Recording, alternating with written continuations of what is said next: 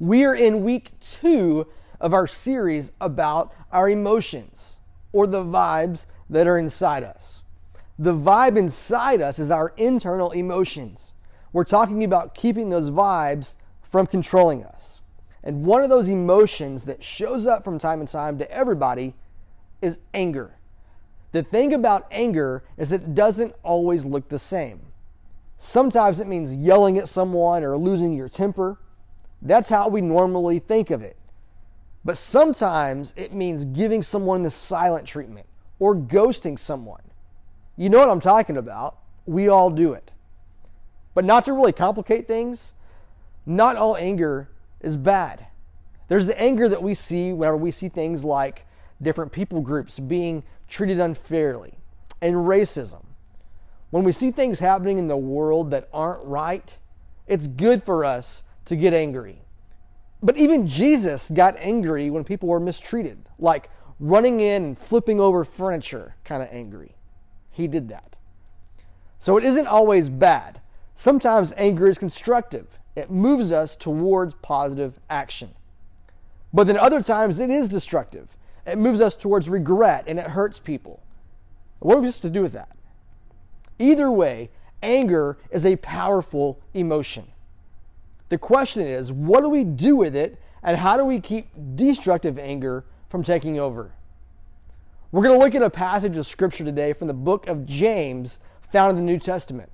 James was the brother of Jesus. It's one of my favorite books in the Bible, and it's a letter full of wisdom. So let's start by seeing what James said in James chapter 3, verse 13. It says, "Who is wise and understanding among you?" We hear the word wise a lot, but we may not really think of what it really means. See, if you are wise, you take what you've experienced and you learn from it. He continues. He says, "Let them show it by their good life, by deeds done in the humility that comes from wisdom." James is saying that wise people are humble. And what does humility look like? It starts with the right view of yourself. Like, you don't see yourself as the exception to the rules. You don't think the world revolves around you and your desires. And maybe you don't think that you deserve better treatment than everyone else around you. James is saying that wise people don't do these things. He continues in verse 14. "But if you harbor bitter envy and selfish ambition in your hearts, do not boast about it or deny the truth. For where you have envy and selfish ambition, there you find disorder and every evil practice." When pride or arrogance gets inside of us, it comes out in our actions. A couple verses later in James 4, James asks, "What causes fights and quarrels among you? Don't they come from your desires that battle within you?" In other words, your mom may drive you crazy, and your brother may be annoying. But what causes these arguments? It's not them, it's you. But more specifically, it's what's in you. And this is a big deal. Because as long as we think that the problem is with someone else, maybe their behavior, their character, their mistake, we're never going to deal with the anger problem that's inside of us. We think the problem is people not doing things our way. But James is saying the problem is that we want to get our way. But as long as we think the problem is outside of us, we'll never take care of what's inside us.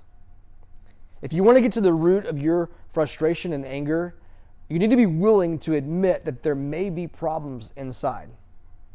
As long as you are looking to other people as the reason for feeling the way that you do, other people are having control of your emotions. Now, of course, there are times in life whenever things should upset us, like when we're being treated unfairly. So what's your relationship with anger? Do you control it, or does it control you?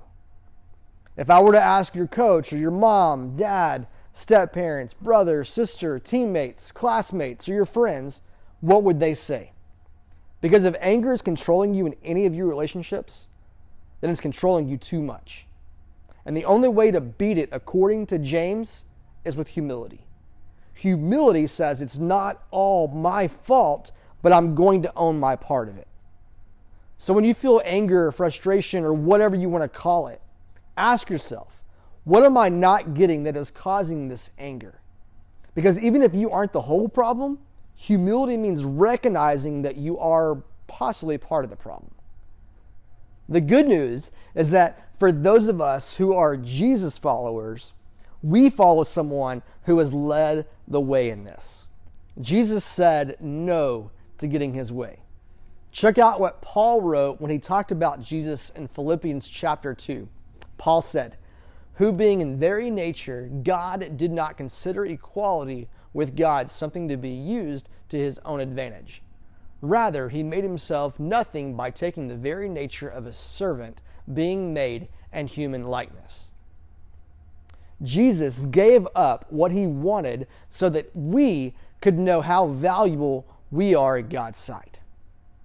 Paul starts this passage about Jesus and his humility by saying this: "Therefore, if you have any encouragement from being united with Christ, if any comfort from his love, if any sharing in the Spirit, if any tenderness and compassion, then make my joy complete by being like-minded, having the same love."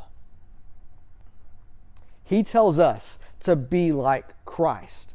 And then he tells us what Christ is like: humble. Because of Jesus, anger doesn't have to be the boss of you. Because of Jesus, anger doesn't have to be the boss of you. Now, as we wrap up, I want you to begin imagining what life would look like if anger didn't control you. But as you think about and discuss this with your small group today, process some ways that you can take some steps in the right direction.